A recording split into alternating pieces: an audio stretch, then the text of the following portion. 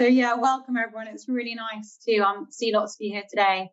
We had a few little technical hitches to start with, so I'm glad we've all been able to join this evening. Welcome to this Thames Valley Women in Tax event. What is a really hot topic at the moment, I think we're all really excited to hear about ESG. What is it and why does it matter? I think there's a lot of stuff out there on LinkedIn at the moment. We're seeing a lot of things out there in the media, and I'm certainly excited to be hearing about plastic packaging, innovation to tackle climate change, responsible investing, and many more things that we're going to hear about this morning. So just thinking about the agenda that we've got today, we're going to be hearing from Judith Kelly. Thank you so much, Judith, for joining us. She is Deputy Director at HMRC. I'm not going to talk very much. I'm going to hand over to her in a minute to introduce herself, but she's had a variety of roles in compliance and enforcement and policy, and she's currently introducing a new plastic packaging tax. And we've got Martin Callaghan, who's a tax director at BDO. He works in BDO's tax assurance and risk management team, and he's got a keen interest in developing the ESG agenda, and in particular, the role that responsible tax has to play. So just before I hand over to Judith and Martin to introduce themselves, just a couple of admin points. There is a chat box, so please do, as we go through, pop your questions in the chat. We are going to come to them later in the session, but as they come to you, as you think about them as we go through, please pop them in the chat. We'll monitor the chat and then we'll pick those up at the end of the session. And just one more thing as well, obviously the budget is coming up soon, but Judith isn't able to answer any questions on the budget. So please, no questions on the budget, but any other questions would be very, very welcome. So I will hand over now to Judith to introduce herself. I'm not sure if Judith's there at this moment. Shall I introduce myself first, and then great.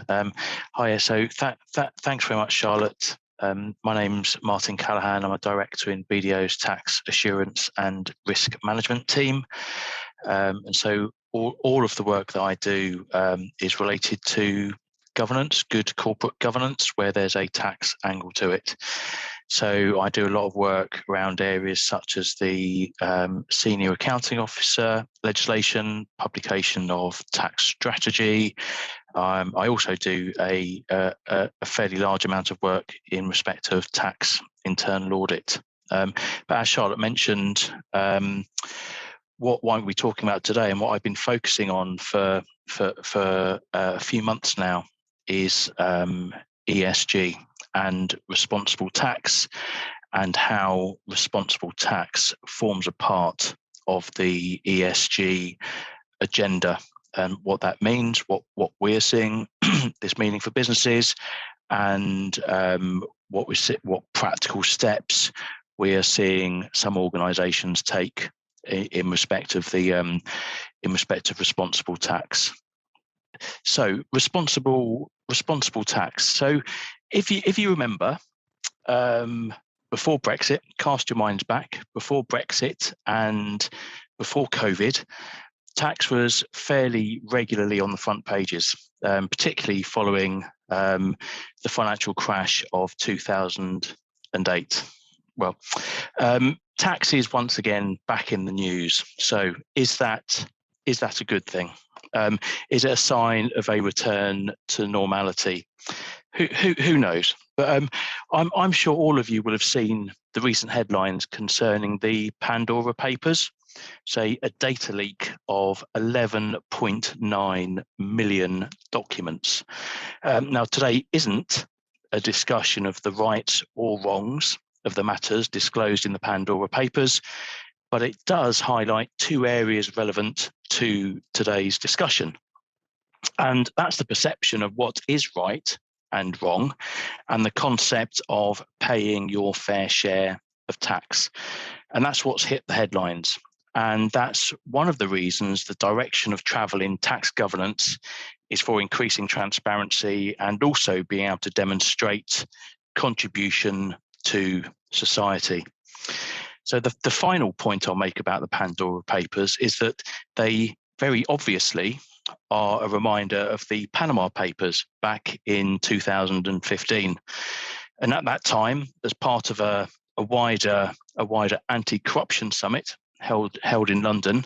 At that time, the then Prime Minister David Cameron stood outside Number 10 and introduced and announced the introduction of the wide-ranging CCO legislation, a piece of legislation that holds corporates criminally liable for the failure to prevent the facilitation of tax fraud.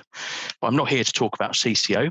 I could talk about CCO for a long time, but that's not the purpose of today's conversation. So the point I'm making is that the leaks of the nature of the Pandora Papers inevitably lead to an increased focus on tax behaviours, and that can also then lead to increased regulation and changes in legislation.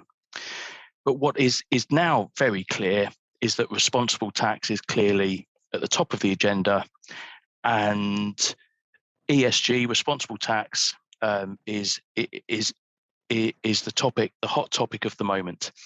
But what is ESG? I hear probably none of you asking. It's a pretty well-known concept at the moment. What ESG? Well, I'll explain anyway, my understanding. So it's a set of non-financial criteria against which businesses are judged. And the metrics for ESG typically relate to key issues currently facing society. So we have climate change, sustainability, and social inequalities. And I've also heard ESG described as follows, that whereas 20 years ago, a good business was seen as one which made lots of money, now there is more concern about creating a social contract between businesses and wider society, and about businesses having a social license to operate. And there are a wide range of stakeholders increasingly interested in the ESG profile of businesses, from governments in the form of regulation, and investors who are turning away from making non-ESG investments, and customers and employees who want either to work for or give their money to what are perceived as ethical businesses. So where does tax fit into this? Well, actually, it's there throughout each of the elements of the ESG agenda. We'll be hearing shortly from Judith about the impacts of environmental taxes. That's the E. It's also there in the S, the social element. It's linked to taxation of, for example, the gig economy, social taxes, the link between executive remuneration and ESG metrics. And absolutely, it's there in the G of governance, in discussions about tax behaviours, reporting, total tax contribution, and tax transparency. Now, in fact, it's been with us for some time. It was previously referred to as corporate social responsibility, but it's now in the spotlight more than ever. And there is actually a large amount of guidance and commentary from a number of different organisations as to what exactly tax in ESG means. So on to the next slide, if that's okay, Victoria. Great, thank you. Well, I'd just like to run through some of that guidance, almost all of which is currently voluntary, but also recognising the direction of travel in this area, which is for tax governance increasingly to be a matter for regulation. Now, some regulation does already exist. As you will know, there exists an obligation in the UK for large businesses to publish their tax strategy online. Now, under Finance Act 2016, the published strategy must include a description of how businesses manage their UK tax risks, the business's attitude to tax planning, the level of risk a business is prepared to accept for UK taxation, and how businesses work with HMRC. Now, there's certainly scope for that requirement to be expanded. HMRC's guidance already suggests that the published strategy may include any other relevant information relevant to taxation. But it's not just in the UK that we're seeing this, although I think the UK is seen as being at the forefront of regulation in respect of tax governance, but we're also seeing it elsewhere. For example, we've had the recent introduction of the EU's mandatory disclosure regime. There's been a recent EU vote for public country-by-country reporting, and in Poland, for example, there is now a requirement to publish a tax strategy that was introduced this year, 2021. But what I'd like to do now is talk through some of those voluntary codes that I mentioned earlier and that are highlighted on this slide. And I'll just run through a few of the documents on this slide. So we start on the top left, the World Economic Forum document, which is snappily titled "Towards Common Metrics and Consistent Reporting of Sustainable Value Creation."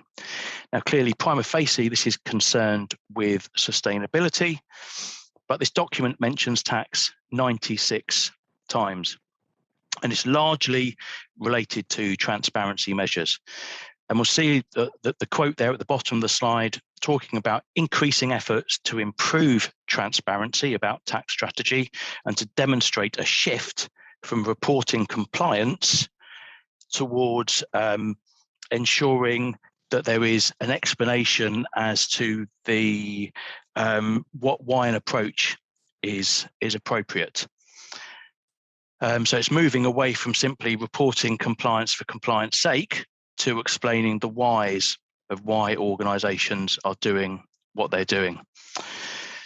The Global Reporting Initiative, or GRI, is an international body responsible for setting sustainability standards. And GRI 207 was introduced in 2019 and was largely focused on calls for greater transparency around tax. So the standard covers areas such as approach to tax, tax governance, stakeholder engagement, and the reporting of revenue, tax, and business activities on a country-by-country basis. Incredibly well known, I think, the B team, a new bar for responsible tax, which sets out 7 key tax principles formulated around good tax governance and the creation of fair taxation systems. And a large number of global businesses are signatories to the B team principles. Now, in addition, and as I mentioned before, investors are looking very closely at ESG. And this is increasingly including a review of the tax governance arrangements of potential investee companies. And with this in mind, the Principles for Responsible Investment, or PRI, set out clear criteria for consideration in respect of corporate income tax disclosure, including policy, governance and risk management, and performance. And I think it's interesting to note that one large investor early this year, Norge Bank Investment Management, withdrew investment in some businesses over their tax policies, citing a lack of transparency and information over where and how those businesses paid tax. Now they're likely to they are an early mover in that area. I wouldn't be surprised if we saw more of that in the future. But practically, for business, what does this actually mean? So, Victoria, if it's okay, we go on to the next slide.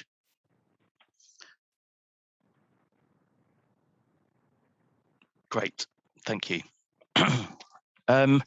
Well, as I mentioned earlier, there already exists a raft of tax governance requirements, generally, but not solely, for large businesses, SAO, tax strategy publication, CCO, and so on.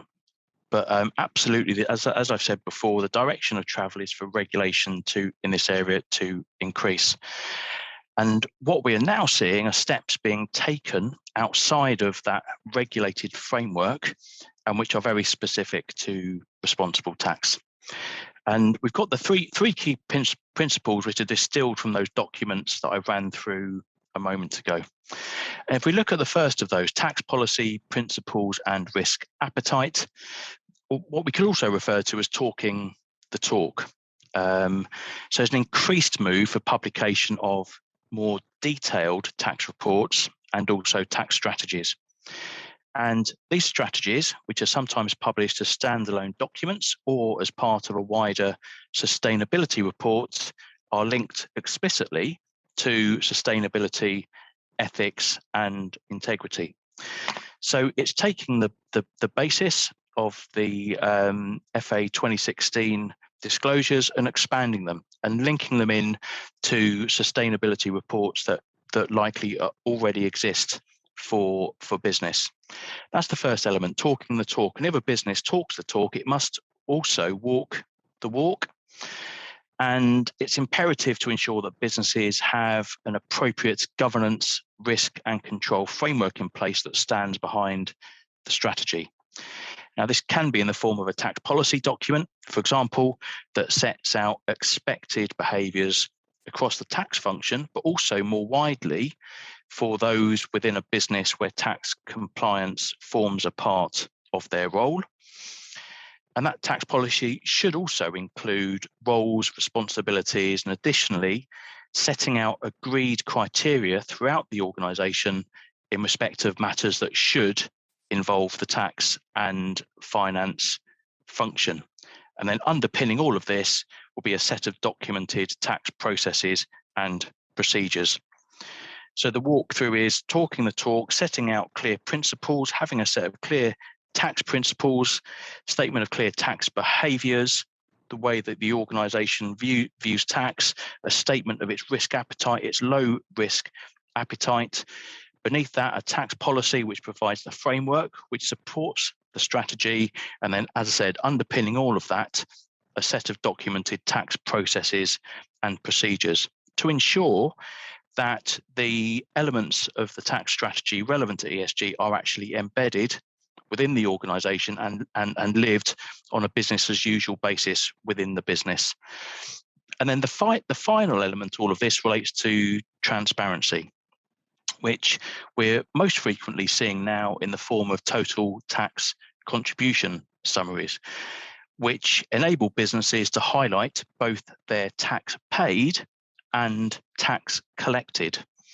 And so this enables businesses proactively to set out their overall contribution to society, getting beyond the headline corporation tax number in their financial statements. And where the tax number in the accounts differs significantly from the mainstream rate of corporation tax, businesses are additionally able to explain any of those material adjustments, e.g., losses brought forward. So overall, how do I perceive responsible tax within a business? Well, for me, it's an important way of establishing this framework of controls, risk management, good governance, and it's also a great way for tax to be a part of this important ESG conversation. It's a conversation which is already on the agenda, on the board agenda for many businesses. And in summarising, I'm going to finish with a quote from the BP tax transparency page, which I think sums up the concept of responsible tax quite neatly. And it states, we want to help facilitate more informed conversations with our stakeholders about our contribution to economic development, the part we play in society, and the rigour of our tax practices. So great, thank you. That's the end of my conversation. I think some questions may have popped up during the course of that. Lucy has said, thank you for this. It's very clear and useful. One question, how seriously do you think small and medium companies are taking the voluntary guidance? It seems to be a much bigger priority for institutional investors, M&Es, whereas smaller companies often won't have the resources or inclination to have a tax policy or even a tax function. Yeah. Good question. Yeah, no, that's a very good question, and I'd certainly completely agree. And I'd refer back, I guess, to what I was saying earlier about direction of travel.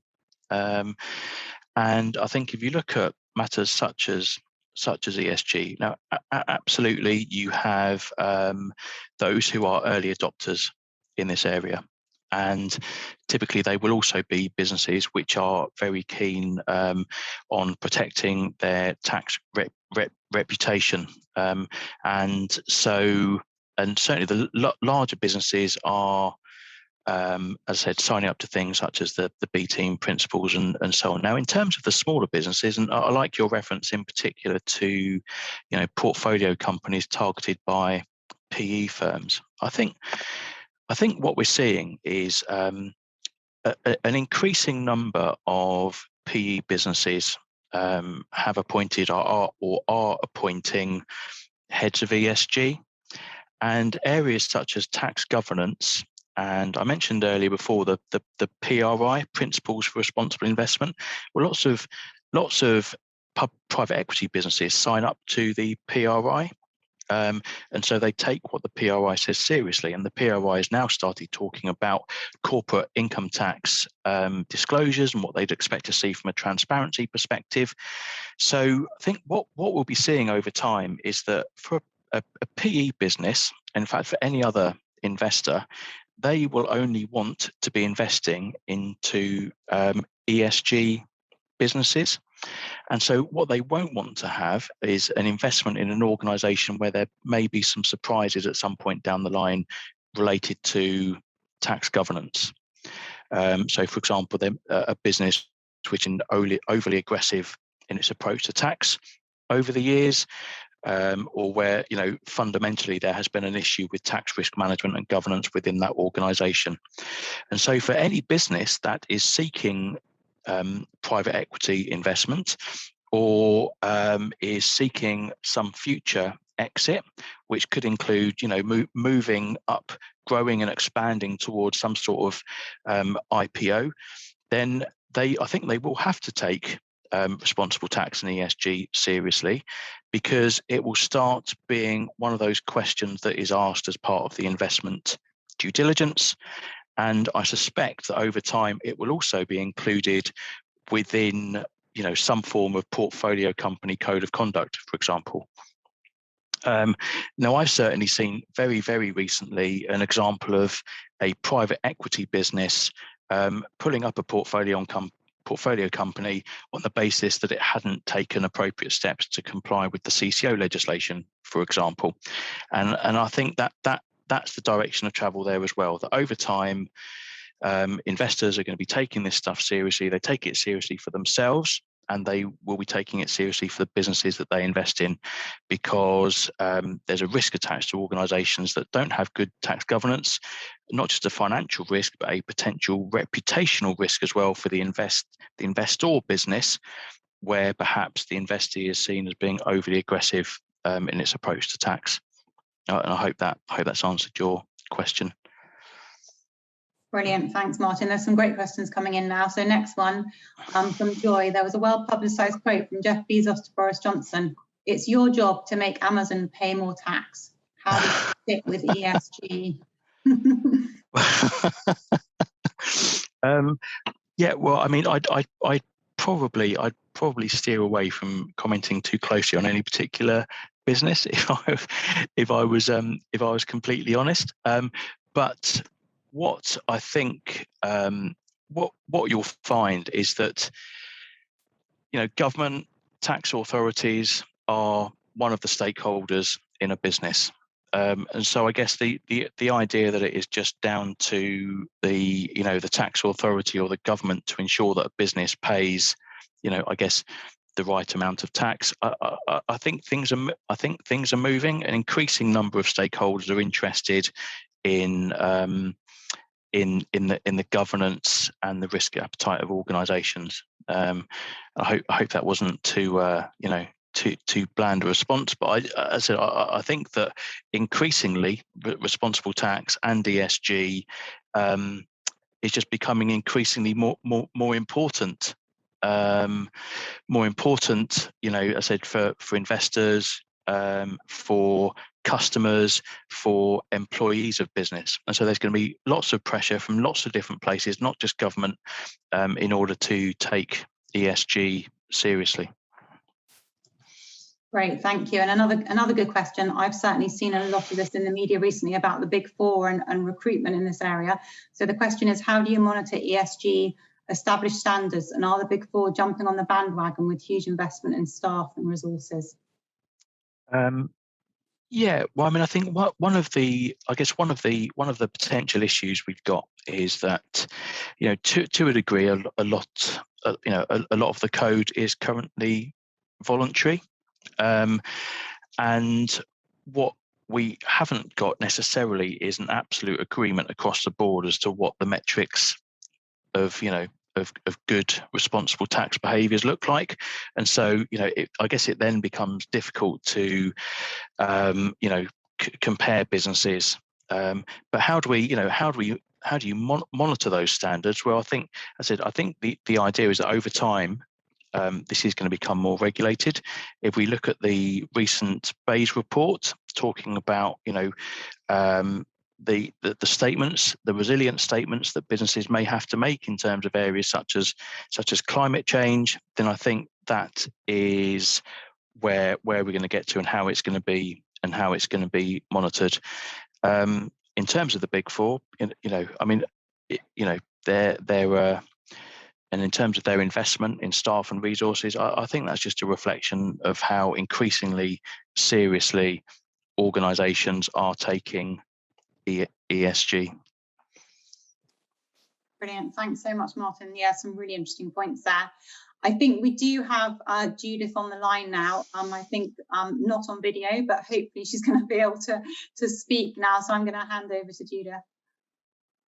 Yeah, fantastic. Well, I'm going to have to rely on somebody else loading up the slides. And sincere apologies, everybody. You would think after working from home for the last 18 months, we'd have got used to some of the technology, but unfortunately Zoom is not a system that we use in HMRC. So in spite of our successful dry run the other day, we've had a few technical hitches, but I'm not going to waste too much time, and apologies that you can't see me.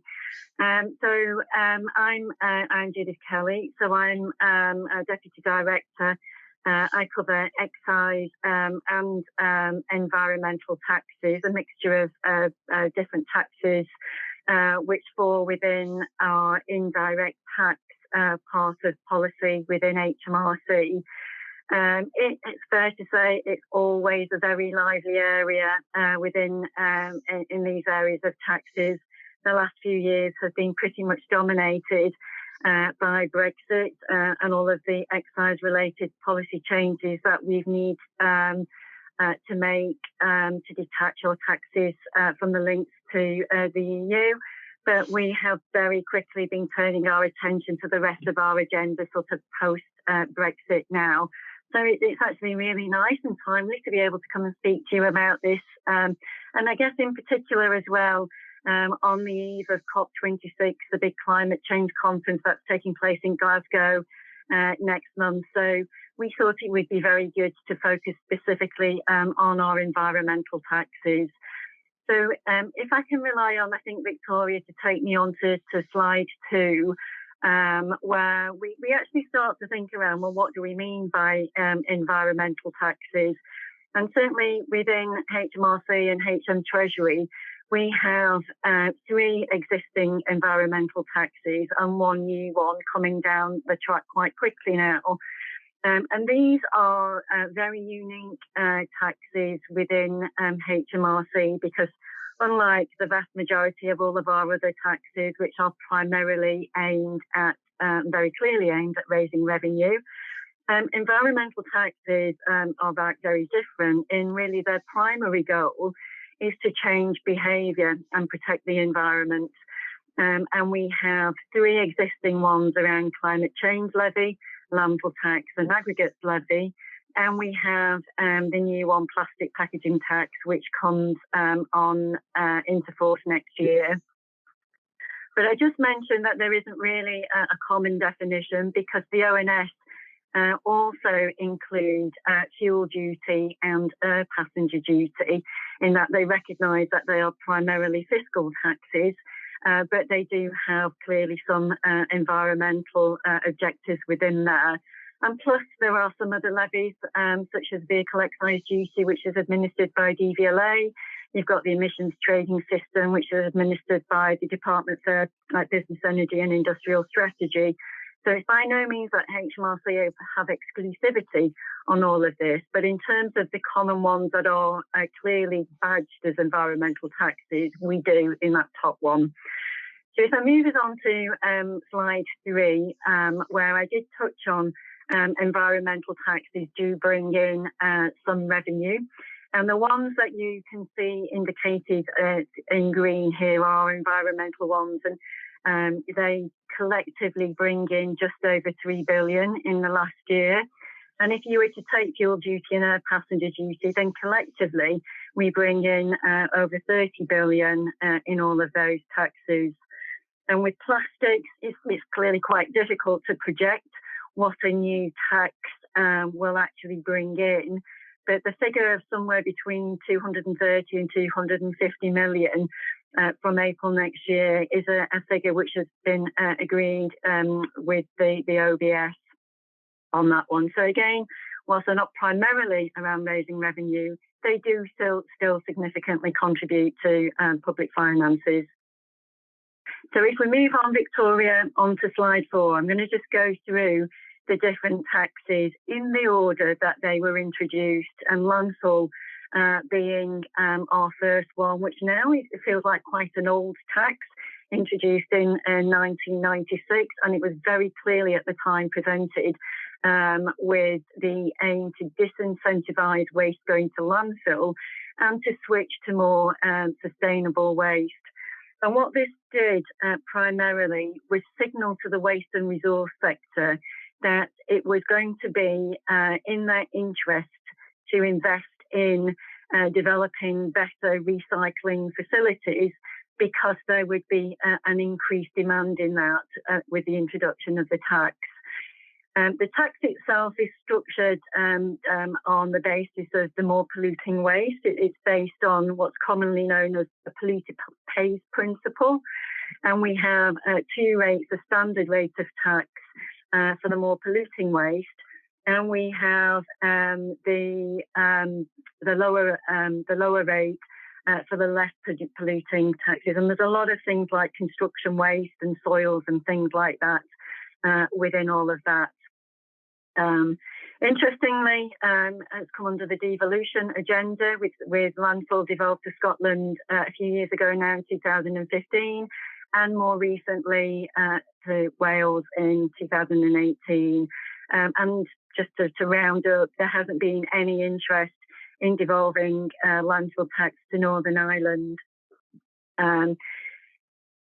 I got first involved in landfill tax in 2018, and at the time there was a lot of concern around the growth of unauthorised waste sites, and these are quite distinct from things like littering and fly tipping. Unauthorised waste sites are very much very organised illegal sites, and they are largely run with the infrastructure and equipment that you would expect to find at a properly authorised site. So these are huge, very blatant, visible unauthorised waste sites. And to support DEFRA and the environment agencies, and to try and create a level playing field with businesses and local authorities who were sending all of their waste and paying tax when it went to landfill, ministers agreed at the time that we would extend landfill tax to those big unauthorised waste sites where we can identify the principals that are organising these, and they would be liable to the tax in the same way as regulated landfill sites. So what that did, obviously, that created quite a significant jump in the amount of waste, the tax gap that we have on landfill. Previously to 2018, we didn't have a standard tax gap estimates. That's the difference between the amount of tax that we should collect and the amount of tax that we do collect. But it jumped very significantly in 2018 with the extension to the unauthorised waste sites. We've recently, just within this last month, published the stats for 2019 and 20, and seeing a slight improvement on landfill, because the latest figure is around 200 million tax gap on that one. But what has landfill tax achieved in all of this time? Well, in the context of England, which is where we now have the data, given the tax has devolved, since 1996, there has been an 86% reduction in the amount of waste that has gone to landfill. And a lot of that has been as the rate of tax has progressively increased. And for several years, there was what's known as a tax gap escalator, where the rate increased above inflation. And this was continually sending a very clear signal to the industry that you will get a good return if you continue to invest in the technology to recycle and reuse more waste. And that is definitely the case here.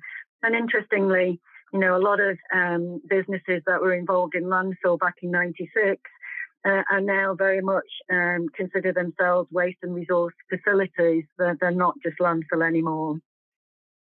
But if we move on quickly to climate change levy, which was the next one that was introduced, and the primary goal of this one was, and still is, to incentivise and encourage businesses to be more energy efficient. So essentially trying to reduce the demand for energy.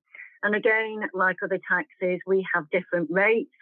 So we have the main rate, which is charged on electricity. So that includes on energy, which includes electricity, gas, and solid fuel. It doesn't just apply to businesses; it's public sector and other sectors. But notably, it does not apply to domestic use. And businesses will see electricity, the climate change levy, on their bills. But HMRC collects it from the energy supplier. So it's a very efficient tax in terms of the way that we administer and collect climate change levy. A couple of things around the reduced rate for energy intensive businesses. And again, there's two goals here, that obviously the big industrial sectors with high emissions, we need to ensure that they remain competitive. And it's also to protect from carbon leakage, that if we tax domestic businesses so high, and they will face the competition with carbon leakage with competition coming from overseas. A few years after climate change levy was introduced, a separate, they're called the carbon price support rates of climate change levy, so it gets a bit complicated. But this is specifically targeted at fossil fuels, and again is charged on the fossil fuels used to generate electricity. So it's paid exclusively by generating stations, combined heat and power plant stations. And interestingly, the effect of that one, so in the last decade, coal consumption in the UK has fallen by a staggering 84% as a result, or I wouldn't say exclusively to carbon price support rates, but they've clearly contributed to that massive reduction in coal consumption. And then if we move on to aggregates levy, so this is a tax on the commercial exploitation of rock, sand and gravel, introduced in 2002. And again, this was really to protect natural capital around internalising the cost of the environmental damage. So things like the noise, the dust, the damage to biodiversity that there is from extracting virgin aggregate, but also to shift the demand towards recycled aggregate. So clearly quite well linked into the landfill tax goals there as well. It's quite an old tax, so that it hasn't been changed for many years. And certainly earlier in the year, the government signalled it was probably time to have a look at aggregates levy, and a consultation on that was done earlier this year. And we and Treasury are working through the responses to that at the moment on aggregates levy. And then if I move us on to our new one, so this is something I feel very passionate about, because it's the tax that I've been involved in right from the very start. And all of this was triggered, well, not triggered, but it was certainly accelerated by the David Attenborough Blue Planet work, which covered a lot on plastics, really sharpened the public focus around all of this. And if we move on to slide 8, Victoria, some interesting statistics here that while plastic packaging makes up around 45% of all plastic use, it makes up a proportionally higher amount of waste, so 65% of plastic waste that actually goes to landfill, because a large part of plastic packaging is just not recycled currently. So back in 2018, there was a call for evidence on single-use plastic waste. We got something like a staggering 185,000 responses to the consultation, clearly amplified by the Blue Planet coverage. But as a consequence of that, the Chancellor at the time announced the introduction of the tax on plastic packaging to incentivise the use of more recycled plastic. So if we move on to slide 9, Victoria, I hope you're still with me. So the tax, what's in scope? Well, all plastic packaging with less than 30% recycled plastic content, where plastic contains more than one material. And the good example of something like that is a Pringles container. Then if the plastic is the predominant weight, then the whole packaging falls within the scope of the tax. Each plastic packaging component is chargeable separately. So if you see the bottle, the plastic bottle there, you've actually got 3 components. You've got the bottle itself, you've got the lid, and you've got the plastic film wrapper. So each of those components is charged separately. The Chancellor agreed in 2019 to maintain a level playing field for domestic producers that filled plastic packaging. So basically all imports that come in plastic packaging would be within the scope of the tax. Then also that biodegradable and compostable plastic packaging was also in the scope and is in the scope of the tax. And a large part of that, because there were mixed views around all of this, but whilst the government have agreed to keep this under review, at the moment the standards and science behind biodegradable and compostable plastics is still developing. So for the time being, it is within the scope of the tax. What's not in scope, and again, this is really around considering the disproportionate impact on businesses where they are not involved in small amounts of plastic packaging. So there is a de minimis threshold of 10 tonnes, which is actually in plastic packaging terms is quite a lot per year for a business. Transport packaging, so this is the types of packaging, sort of the clear wrap, which is around pallets and things like that, is not in scope, because it would be a ridiculous burden to place on businesses to try and calculate how much plastic was coming in and to what extent that contained any recycled material. The main exemption, though, is the immediate plastic packaging around licensed human medicines, and also to maintain business competitiveness, exports are relieved from the plastics tax. So all of this comes into force on the 1st of April next year. So there's a lot of work being done now to finalise the legislation. There's a lot of engagement being done with businesses. And if anybody's interested, yesterday we just announced we will be doing 2 webinars on this, which are open to as many businesses that are interested. And the first one of those is going to be on the 20th of October if anybody really wants to know a lot more about the tax. But a really interesting time. And obviously, we will be watching with interest what happens at COP26 as well. Hopefully everybody's still with me.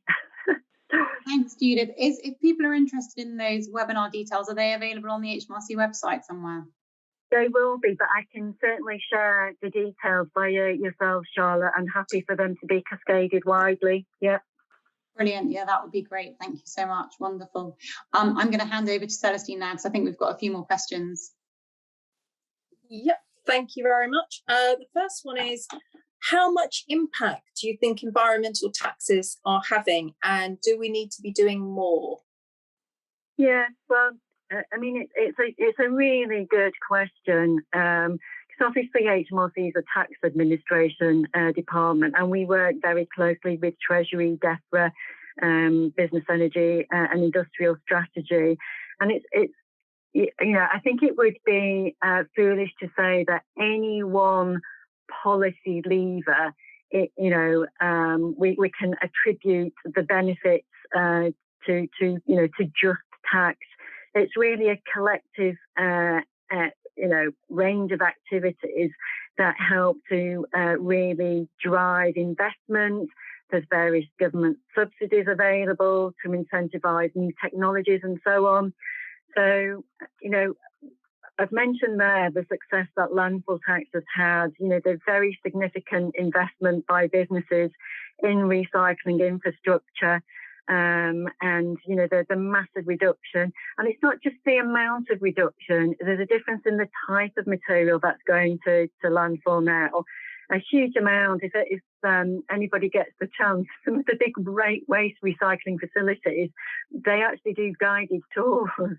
I know I've been on one in Greater Manchester myself, and it's fascinating how sophisticated they are at removing reusable material, and what they're left with is literally the dregs and the finings that they can't do anything else with. So it's a very sophisticated operation now, but there's always scope to do more. The value that climate, the carbon price support rates have had in terms of coal consumption. I mean, that's massive in terms of, taking coal off grid now. And it's not far from being completely off grid in terms of energy generation. So again, it's a case of what's the future with all of this now. So I think it's a really important time, obviously, with all the focus on the climate crisis. That we, Treasury, other government departments are all really focused now on what more we can do.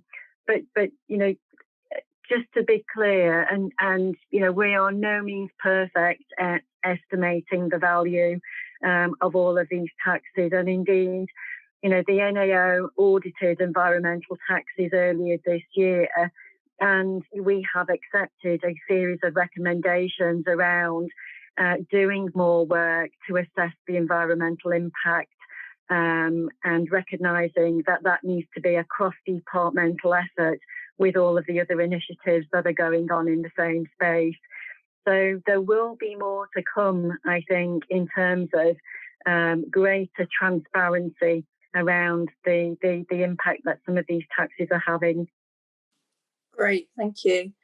And then looking sort of forward, do we think that the UK will continue to do some sort of alignment with initiatives with Europe, or do we think that we're going to sort of set our own course with this agenda now?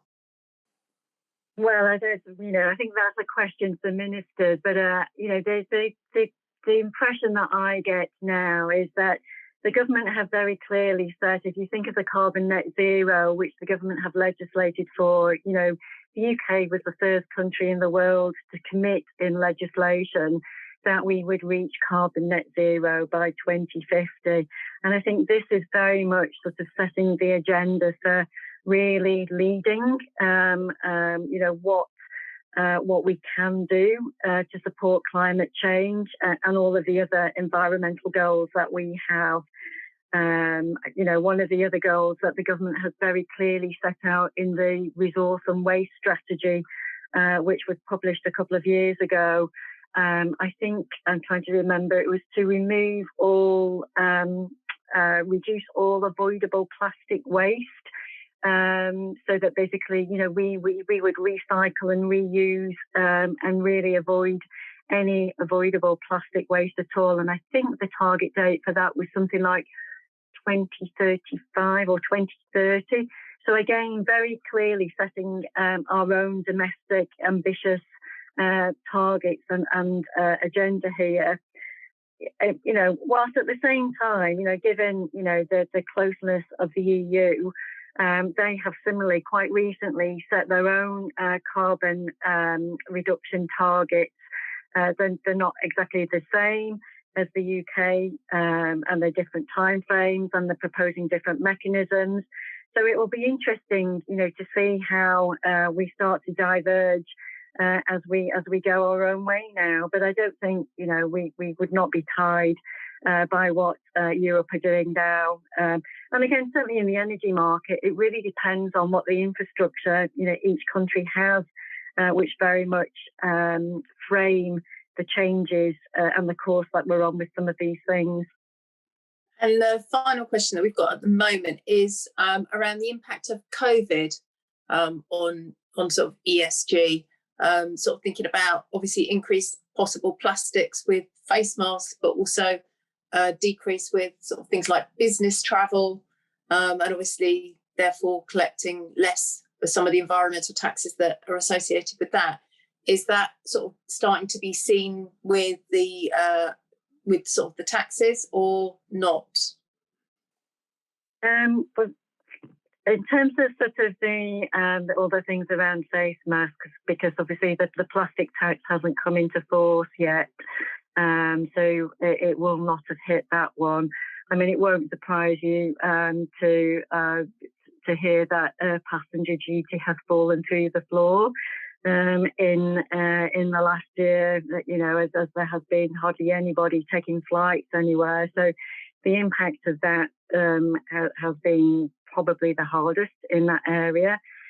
Interestingly, fuel duties have in terms of with people working from home, whilst there was an initial reduction in fuel duty, it has stabilised, and I think it's maybe not quite where it was this time last year, but it's not far off. So yes, I do think we will start to see. It's a bit early to see the full effect of all of that yet, but in the next year or two, I would expect to see how that unwinds. But it's a good point. I think there's been lots of public commentary, hasn't there, around how the roads have been quieter, how air quality has been better when there's been less cars on the road, and that kind of thing. And as we start to sort of transition back to some kind of normality, I know the government's been very keen to sort of, I think, present this as we will bounce back greener, and look to learn some of the lessons and the benefits that we've had, to the environment over the last year or so. Great, thank you, Charlotte. Thank you so much, both of you. I think we've just got one more question that we'll finish with before we sign off for the day. So, have we thought about replacement of taxes dependent on cars? So I guess that's a question about using cars less and how that's going to impact. It's one of those things. I mean, I think I think there was the Transport Decarbonisation Plan, which was published, I think, in the spring this year, signalled that at some stage that there will be a fiscal hole as more people switch to electric vehicles. And, the government would have to turn their attention at some stage to look at how they continue to recoup, the revenue. It's the fifth largest revenue raiser, fuel duty, to the Treasury. So very significant amount of revenue. And, with the switch over, I think it's the ban on new internal combustion engines on cars and light vehicles coming into force in 2030. So, as the infrastructure starts to increase for charging electric vehicles, so will the acceleration of the switch over for more people buying, and they will become more affordable for people to buy. So it's definitely been signalled that the government will start to turn its attention at some time to how we manage to recoup the revenue that we will start to lose from electric vehicles, yes. Thanks, Judith. I was going to say that was the last question, but we have got one more question, which an interesting one. So I don't know whether this is more for Judith or Martin, really, but maybe both of you might want to comment on this. How do you balance environmental taxes with business competitiveness, both domestically and internationally, against some of the world's big polluters, e.g. China and India? Shall I jump in there first then, Charlotte? And it's interesting because thinking about the question on sort of, the links to the EU, because there is a piece of work you can Google in the it's in the public domain. The various experts and bodies have been looking at things around sort of carbon leakage is the term that is used. That where countries like the UK, who are very clearly, setting goals and putting measures in place to reduce carbon emissions in the UK, we don't want to do that at the expense of carbon leakage, whereby it becomes cheaper for imported goods that don't have to meet the same carbon reduction standards. And the EU recently published proposals for what's called a carbon border adjustment mechanism. And other countries similarly are thinking about this so that, domestic businesses are not disadvantaged by meeting our own internal environmental goals and losing out to competition from the likes of China and everywhere else. But similarly, we don't typically don't tax exports. So whether that's plastic packaging, aggregates, we do tax aggregates coming in, although we don't, obviously, because they're quite heavy, bulky materials. They are taxed at the same rate. And in terms of energy and climate change levy, I guess the big thing there to protect UK businesses, energy-intensive businesses, are the climate change agreements, that where businesses commit to set targets, they qualify for significantly reduced rates of climate change levy. So it is widely recognised across the range of environmental taxes around, ensuring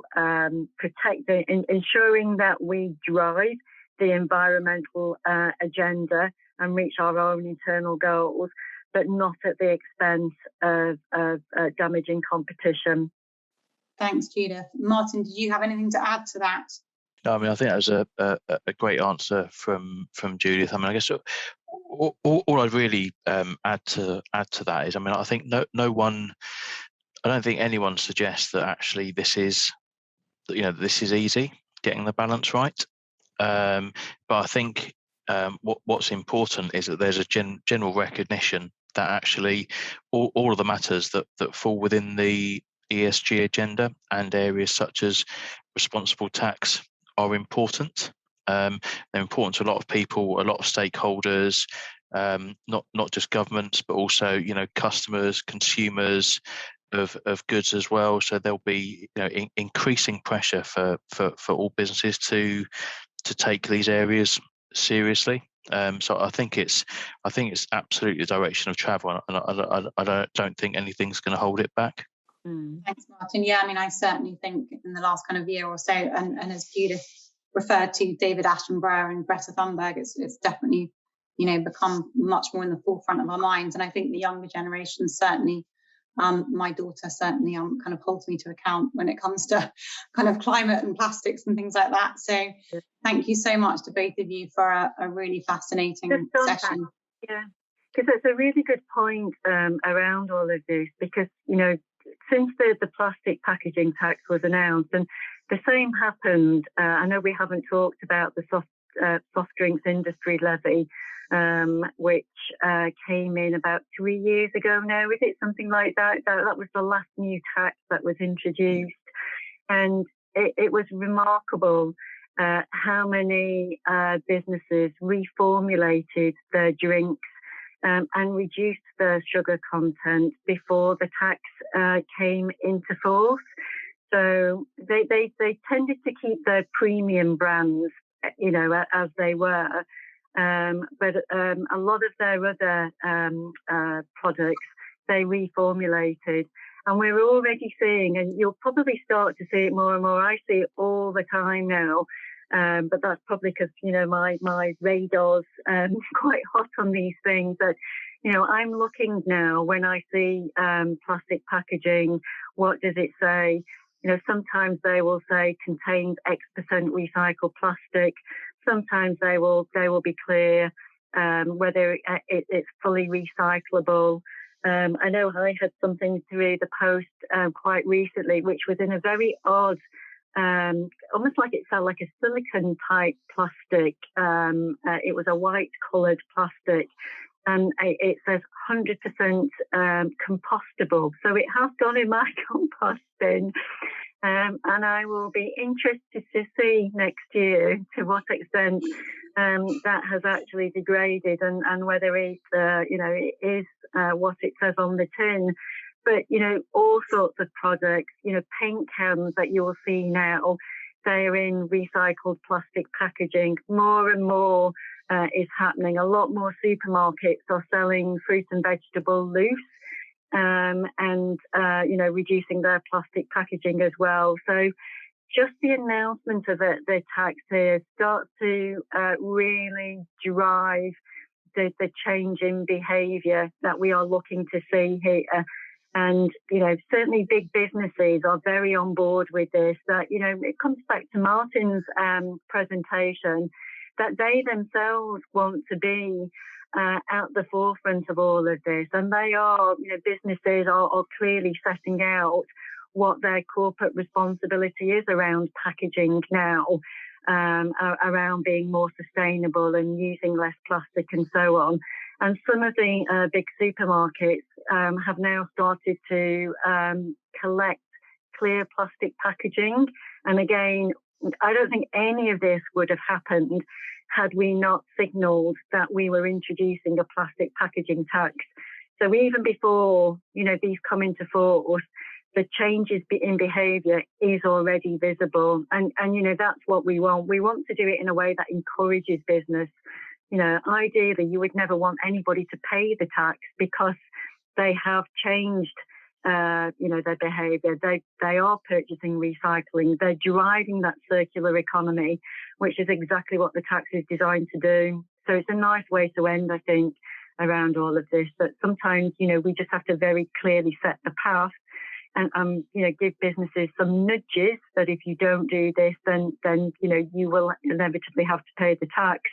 But really, you can avoid paying the tax if you use recycled plastic, if you take the sugar, you know, the amount of sugar out of your drinks, and so on and so on. Yeah, I think that is absolutely right. It's a lovely way to end, to think that, you know, these initiatives are having an impact and they are changing behaviour, which I know, you know, as we ran up to this session when we were doing dry runs, that was what we were talking about quite a lot, was changing behaviour. So yeah, a massive thank you to you, Judith, and to you, Martin, for presenting today. Really interesting session.